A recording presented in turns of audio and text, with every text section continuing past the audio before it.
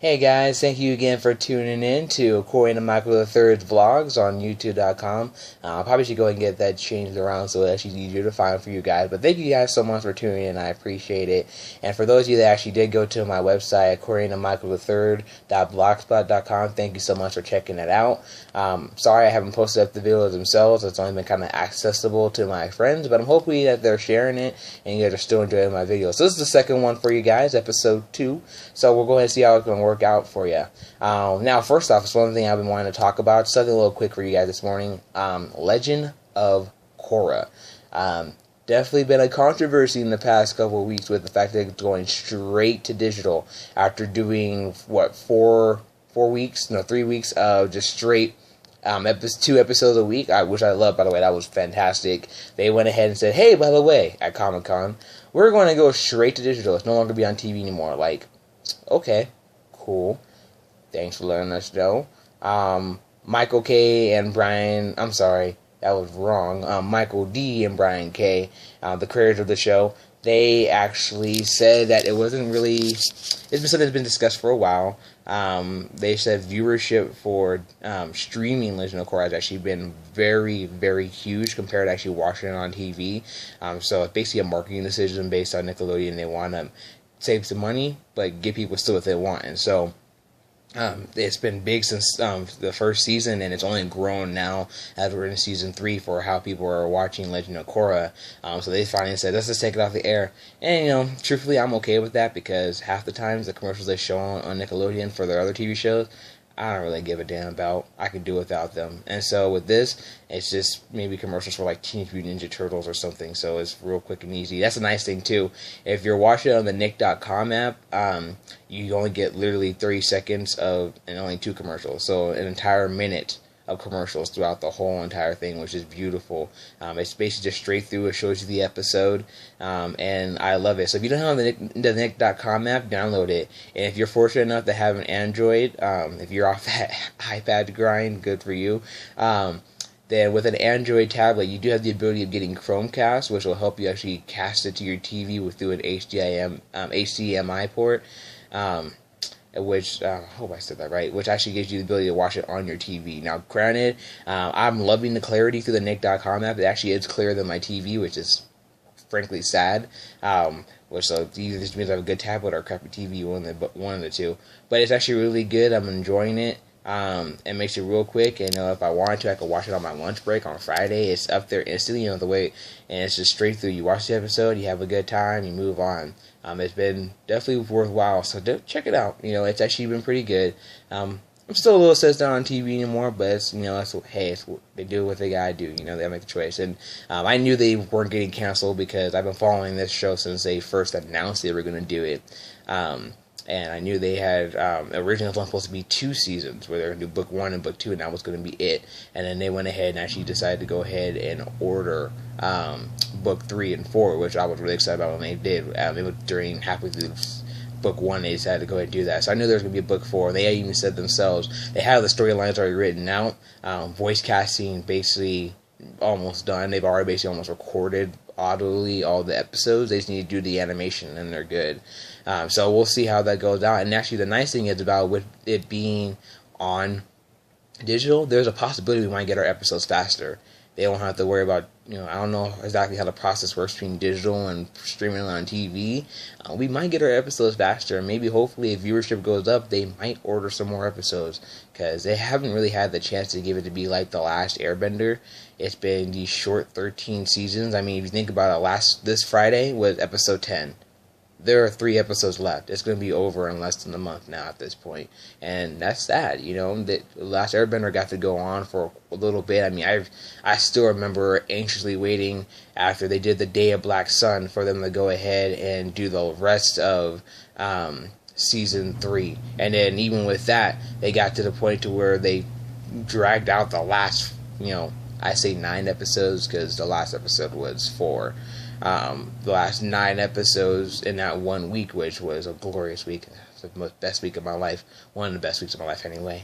I digress, so I'm sorry. I go a little off tangent. But digitally, it's alright. So check it out. If you haven't gotten the chance, check it out. See what's going on. And like I said, Nick.com, the app, that's what I've been using. Don't try to use the web browser. It's kind of suckish. Anyway, but speaking of episode 10, Long Live the Queen. If you haven't watched it yet, please turn it off right now.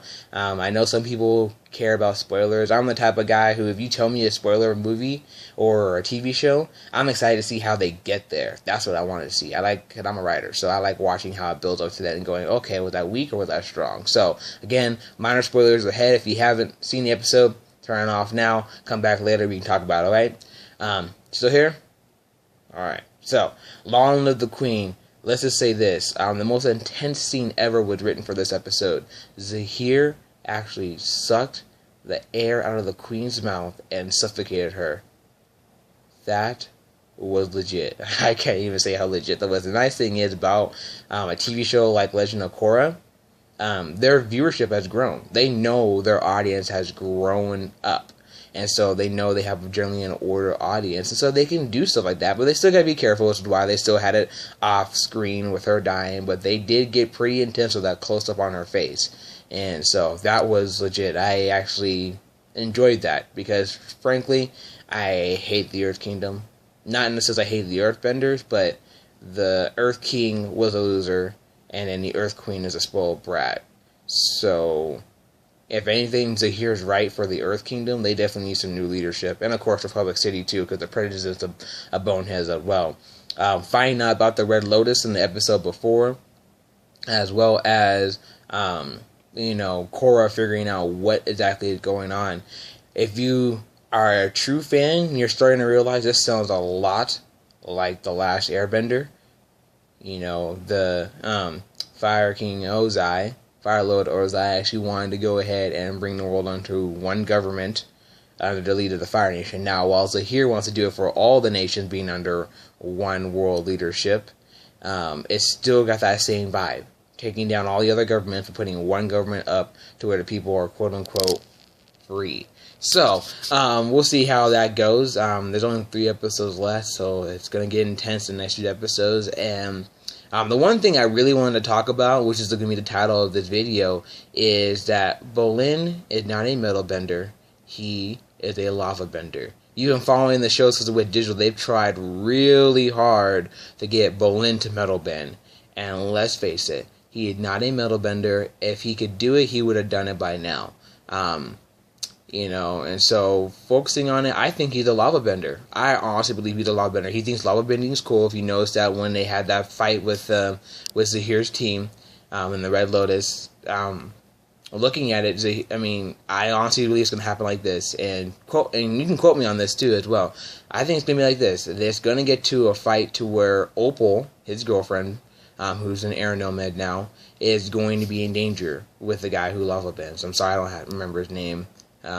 He's kind of a minor character, but he's, she's going to be in danger. He's going to be lava bending at her, and she's just, going to be in total distress, and Bolin is just going to come through and completely save her.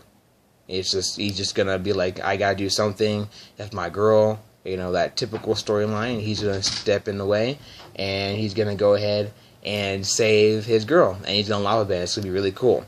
Now, they do it to where he ends up metal bending. Let's face it, metal against lava, it's gonna be a little tough.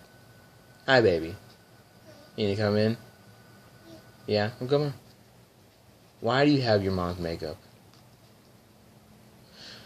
Alright, so I just wanted to touch base on that. He's gonna save Opal. He's gonna be a lava bender. It's gonna be epic. And if it turns out to be metal bending instead, I'll be really disappointed. But if you haven't, like I said, keep checking out Legend of Korra online. It's been really good. I'm excited to see where it's gonna go from the rest of the season. The sad thing is, they called it Change, and they made us believe it was gonna be kind of based off of mainly the spirit world now being in touch with the human world. And it hasn't really been that much. It was maybe the first couple of episodes, and after that, it's just been basically kind of based on the Air Nomads and the Red Lotus. So we'll see how it goes. I do apologize. I know I promised you guys a couple weeks ago was going to do one for Guardians of the Galaxy. I will make sure I do that as soon as I can, because it was a great movie and I do want to talk about it. I was going to try to see Teenage Mutant Ninja Turtles to compare the two of them, because I know Marvel's been trying to make sure they beat out TMNT this week. So we'll see how that goes. Anyway, I'm going to get out of here. I'm going to let you guys go. But thank you for tuning in. Again, it's according to Michael III.blogspot.com. And I hope you guys have a good day. Talk to you later. Bye.